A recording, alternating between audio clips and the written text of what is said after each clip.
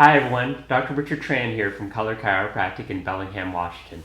I'm really excited to be able to conduct this interview. I have my friend and colleague here, Carrie Viens. And the thing that you don't know about Carrie, we've been friends for years, and we've also worked together with a variety of different clients. I really like Carrie partially because of her knowledge, but she really walks her talk when it comes to helping people figure food out, when it comes to helping them customize a healthy nutrition plan for themselves and implement lifestyle changes that will affect the rest of their life. She's got different degrees in terms of integrative nutrition. She's got some. Maybe you can tell us a little bit about that background as well, Carrie. Sure. I graduated from the Institute for Integrative Nutrition and am board certified as a nutritional health coach. I also have a master's degree in adult education, so that helps a lot when it comes to teaching people. Yeah. I think the teaching element is definitely the best part because I've heard Carrie on a number of different interviews, and just really helping to hear the knowledge and depth that she has. So I'm really excited to be able to go through some of this material. Now, let me give you kind of the lowdown. We covered this a little bit, but some of the different clients that we're actually treating have undergone a detoxification program. Great. Dr. Sue and I have been doing it ourselves.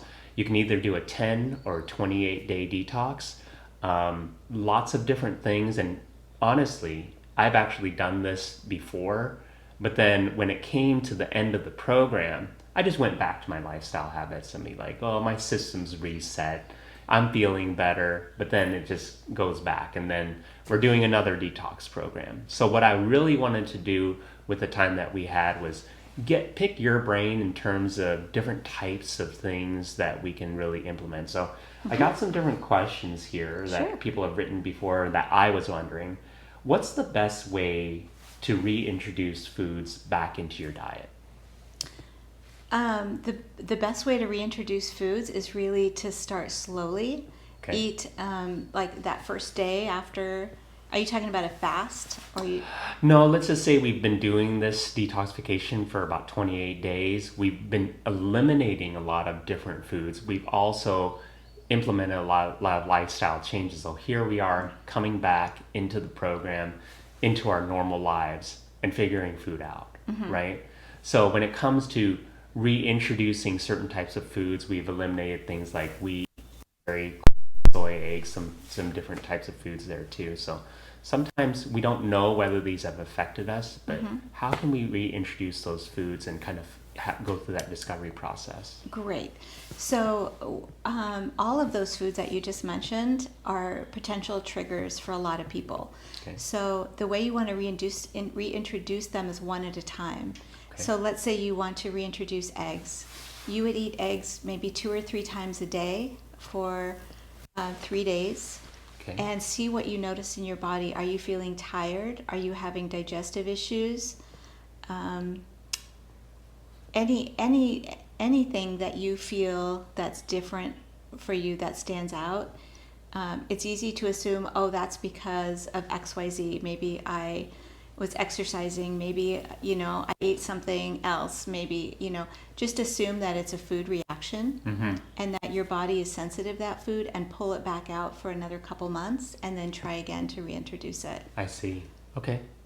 And so that's how you would reintroduce potentially allergic foods.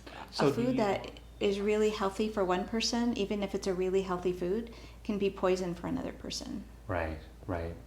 And speaking of some foods that we used to eat, and those guilty pleasures, what are some of the strategies that you implement with your clients when it comes to avoiding temptation? That's tricky because you really have to know your body. Right. So I guess the biggest tip from me would be, if you're craving the food, if the food is not neutral for you, meaning that you could take it or leave it, and you find yourself just absent-mindedly eating it, that's sort of an aha that I'm probably reacting to this food. or Because it's like automatic or pilot. it's an addictive food. So Okay. any food that has been ground into a fine white powder, so we're talking flours, we're talking sugar, are potentially really addictive. And about a third of our population really doesn't have an addiction to food. They don't react to food that way. But 2/3 of the population does. Yeah. So if you're one of those people and you're highly susceptible to addictive foods, then if you pay attention, you'll be able to tell. It's, food is meant to nourish our bodies. It's not meant to soothe emotions or distract us from boredom or from, feeling hurt or angry.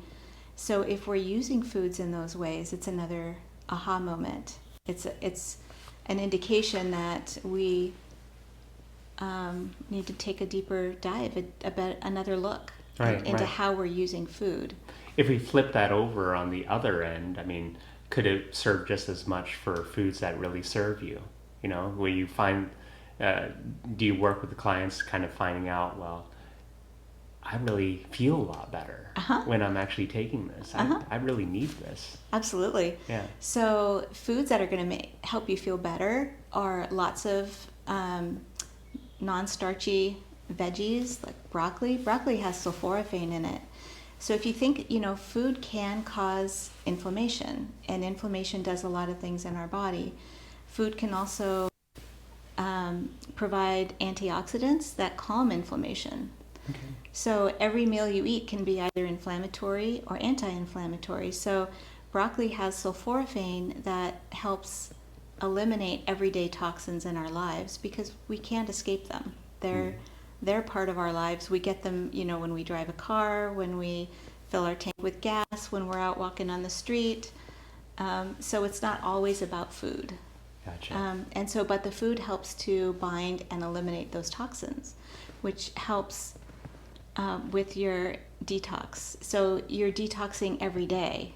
So after you've come off of a detox, what can you do? You can eat, non-starchy fruits and vegetables. Right. And some starchy as well. Because that'll just feed into the process. It'll just bind to those toxins and take them out of your body. Right. And then they'll give you the vitamins and nutrients you need to heal your body. And it's a continual process.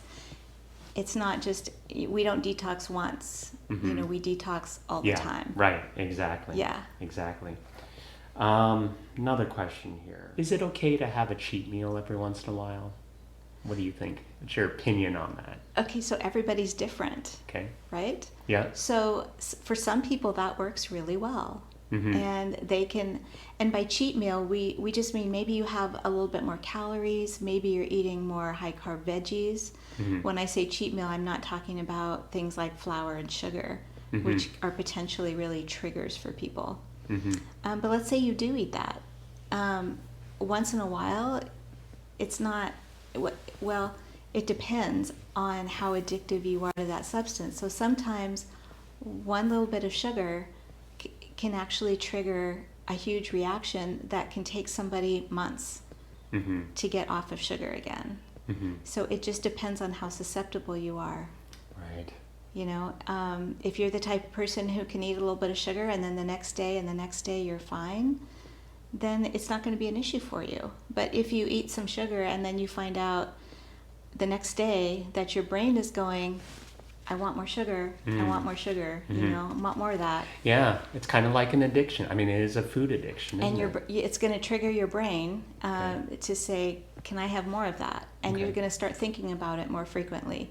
So if you're thinking about food, if you're wanting to go drive across town to get something you really like, if, those are all indications that a cheat day might not be helpful for you. Right. But you can cheat in other ways. Like I said, you can have more fruit. Maybe you can have a date and enjoy a date if you want something sweet, which is a whole food, as opposed to a processed food or sugar. Wonderful. So last question I would say is, what are some of the best things that we can do in terms of implementing permanent lifestyle changes? Eat whole foods. Eat lots of color. avoid the processed foods, especially processed meats, because those highly processed foods are going to have they're going to create a lot of inflammation in your body. Mm-hmm. And then eat whole foods. Mm. You know, if you're craving something sweet, you know, have a date or a piece of fruit or, you know, something whole. If, you know, and just pick a lot of colors when you go grocery shopping. Look for all the colors of the rainbow in your fruits and veggies, and that's going to give you the antioxidants that you're going to need to recover. Avoid fried foods. That's very inflammatory inducing. Rancid oils, like if something tastes rancid, that's creating a lot of free radicals in your body. Mm-hmm. So wonderful. Yeah, eat whole foods. Yeah. Lots of colors. Yeah, great, Lots of colors. Great. Well, I hope that you guys have gotten as much as I have just in terms of this interview. Carrie, with the last minutes that we have, how do we find out more about you and some of your work? You can actually go to my website. It's www.carrievien.com, Carrie, V as in Victor, IE, N as in Nancy, S as in Sam. You can also email me, carrie@carrievien.com. You can schedule a free session with me and get to know me in person, and we can find out how exactly I can help you. Yeah, and you provide online learning as well too. I do. Okay. I do online. I do in person. Okay. As I can. Cool. Great. Well, it's been a wonderful interview. I'm so glad that you've given us the opportunity to really work with you, and I know that we'll continue to work with somewhat more together with other patients.